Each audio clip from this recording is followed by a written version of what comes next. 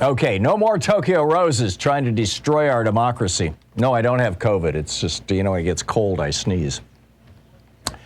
The former assistant director of the FBI, Frank Figliuzzi, just posted on Twitter. This was day before yesterday. There's another sneeze.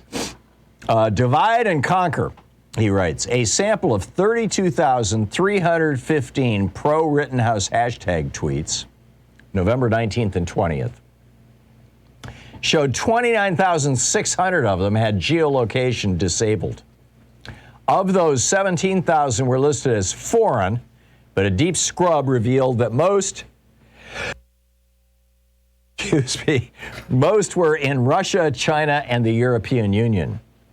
Really? People pretending to be Americans celebrating Kyle Rittenhouse? Snopes looked into this and found that it was even more extensive than what Frank Figliuzzi was documenting. Massive evidence of foreign-based social media accounts pretending to be Americans while cheerleading Rittenhouse. This is how democracies get destroyed from the outside, by planting seeds of hate and division that appear to come from inside and then alter the sentiments of the entire country. Democracy is a remarkably resilient form of government, right? We've had arguably a democracy for 240 years. I realize it's been very imperfect in many ways, but here we are. And yet,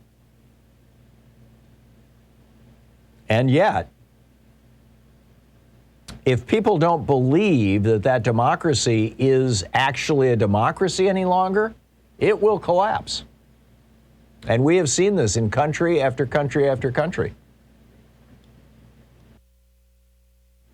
Democracies fail when people cease to trust and support them. It's just that simple. And typically that starts with people perceiving corruption in their democracy. Great example is, by the way, Turkey. Another great example, Egypt. If you are familiar with, I won't go into the whole long backstory, but if you're familiar with either of those governments, they're both examples of countries that were functioning democracies, became corrupt oligarchies. That corruption then so highlighted the disintegration of the democracy that at some point the leaders, El-Sisi in Egypt and Erdogan in Turkey, simply stopped pretending that they were democracies anymore. Call out the police, haul people away, put them in jail, shut down the dissenting media, all of that.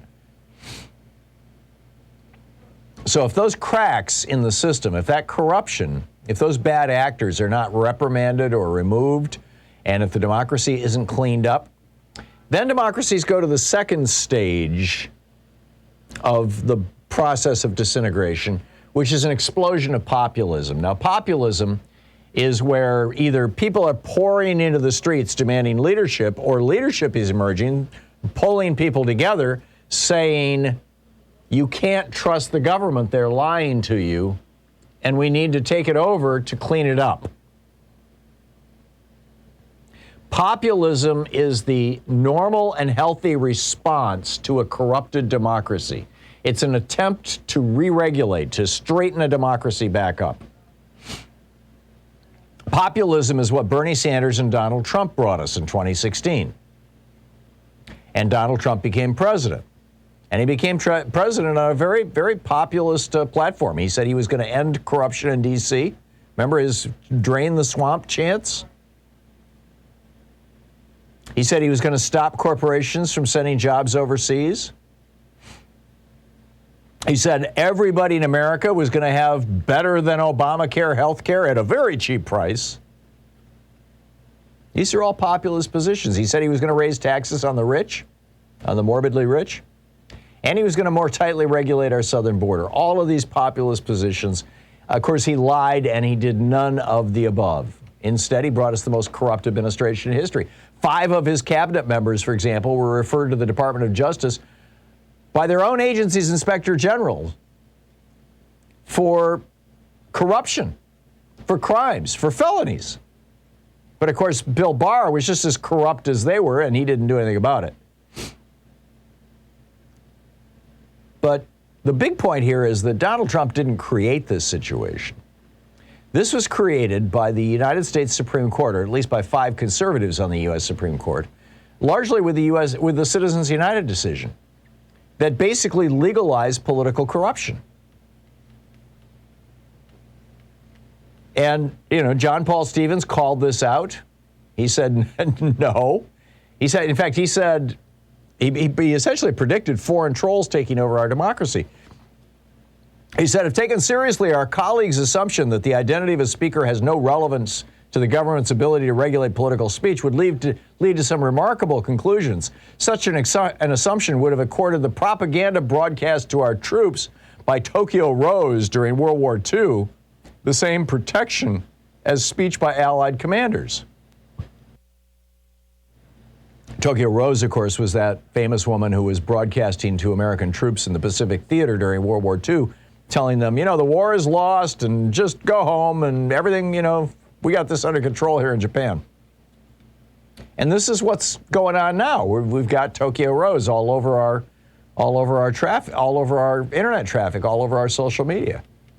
And here's what's so bizarre about it. As Figluzzi is pointing out, there are foreign governments and foreign oligarchs who would love to see democracy fail in the United States. They'd love to see America go totally corrupt so they can say, like Erdogan, hey, America doesn't work either. Don't worry. Just, go along with me. And it turns out it's not just Russia, like, the Mueller report pointed out back in 2016. I mean, they were helping Donald Trump 16 ways to Sunday, but it's not just Russia. There's a bunch of companies involved in this.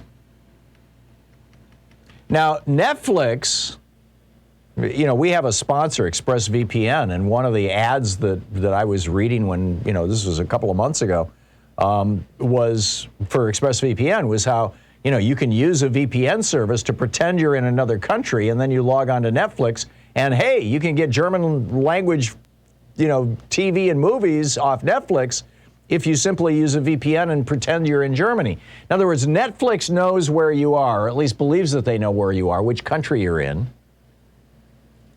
The same is obviously true of Twitter and Facebook. Why don't they stop these foreign trolls? Because it's profitable. It's creating churn. It's creating engagement. It's delivering ads to people, which is with their revenue model. So if Congress wants American democracy to survive, there's a very simple 2-step process here.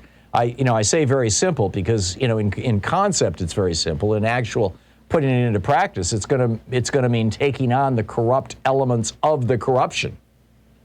But number one, reverse Citizens United. And Congress can do that.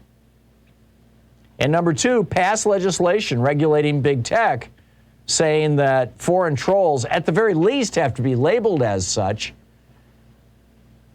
And, if they're pretending to be Americans, just block them, stop them, prevent them.